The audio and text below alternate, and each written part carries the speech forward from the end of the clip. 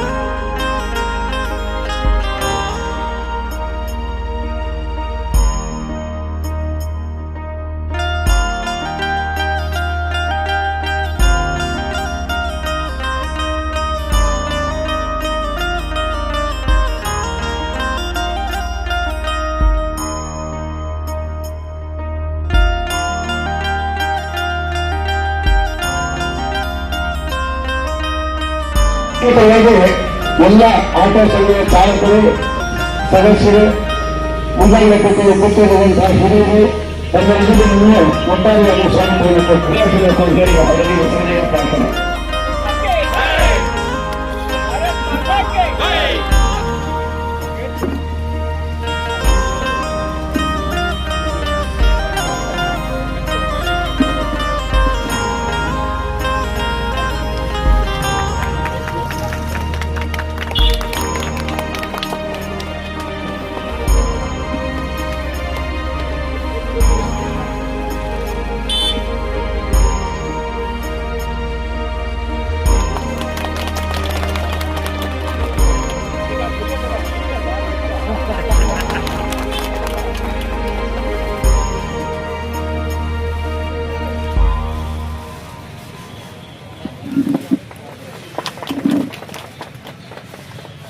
Turn ಮಾಡು ಮುಖಂಡ್ಲೈ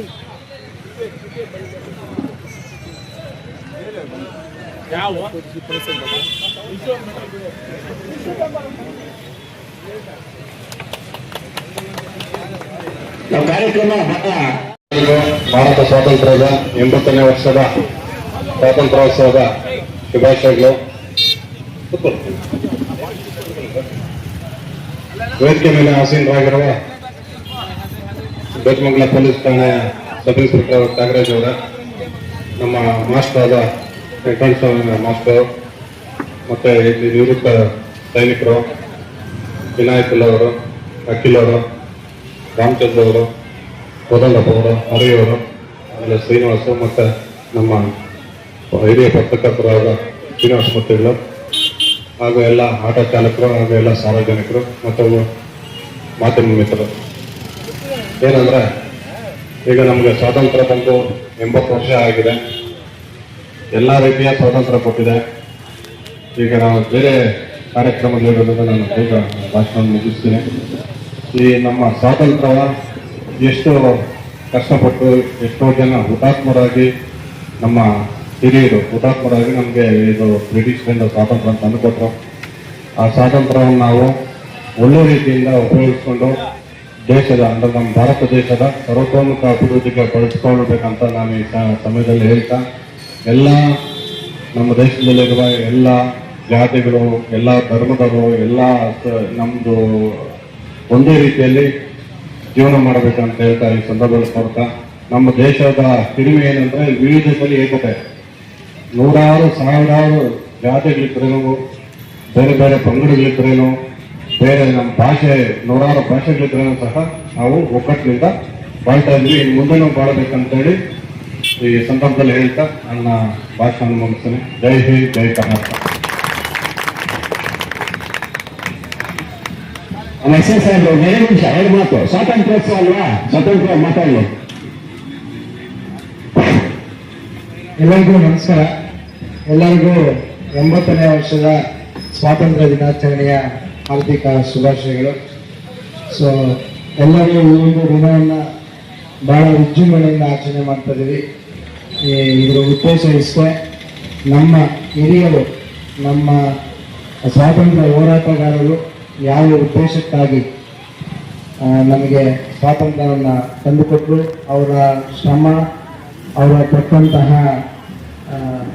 ಇದು ಕಷ್ಟ, ಅವೆಲ್ಲ ಇವತ್ತು ನಾವು ನೆನೆಸ್ಕೊಳ್ಳುವಂತಹ ದಿನ ಅಂತ ಆಯ್ತಾ. ಸೊ ಆ ಒಂದು ದಿನಕ್ಕಾಗಿ ಆ ಒಂದು ಇದಕ್ಕೋಸ್ಕರ ಉದ್ದೇಶಕ್ಕಾಗಿ ಈ ಒಂದು ದಿನವನ್ನು ಮೀಸಲಿಟ್ಟಿದ್ದೀವಿ. ಸೊ ಎಲ್ಲರೂ ನಮ್ಮ ಗಣ್ಯರ, ಸ್ವಾತಂತ್ರ್ಯ ಹೋರಾಟಗಾರರ ಅವರು ಒಂದು ತತ್ವ ಸಿದ್ಧಾಂತಗಳನ್ನೆಲ್ಲರೂ ನಾವು ಅಳವಡಿಸ್ಕೊಂಡು ನಮ್ಮ ಜೀವನದಲ್ಲಿ ರೂಢಿಸ್ಕೊಂಡ ಅಂತ ಹೇಳ್ತಾ ನನ್ನ ಈ ಒಂದು ಮಾತುಗಳು ಮುಗಿಸ್ತಾ ಇದ್ದೀನಿ. ಜೈ ಹಿಂದ್, ಜೈ ಕರ್ನಾಟಕ. ಅಚ್ಚುಕಟ್ಟಾಗಿ ಆಯೋಜಿಸಿ ಅದಕ್ಕೆ ನಮ್ಮ ಪತ್ರಕರ್ತ ಶ್ರೀನಿವಾಸ ಮೂರ್ತಿಗಳು ಪ್ರೋತ್ಸಾಹ ಮಾಡಿ, ಇದು ನನಗೆ ಕೇಳಿದಂಗೆ ಒಂದು 14-15 ವರ್ಷದಿಂದ ಇದೇ ಜಾಗದಲ್ಲಿ ಸ್ವಾತಂತ್ರ್ಯ ದಿನಾಚರಣೆಯನ್ನು ಆಚರಣೆ ಮಾಡ್ತಾ ಇರೋದ್ರಿಂದ ನಮ್ಮನ್ನು ಕರೆಸಿ ಈ ಕಾರ್ಯಕ್ರಮದಲ್ಲಿ ಭಾಗವಹಿಸೋಕ್ಕೆ ಅವಕಾಶ ಕೊಟ್ಟಿದ್ದಕ್ಕೆ ಎಲ್ಲ ಆಟೋ ಚಾಲಕರಿಗೆ ನಾನು ವಂದನೆಗಳನ್ನು ತಿಳಿಸ್ತೀನಿ.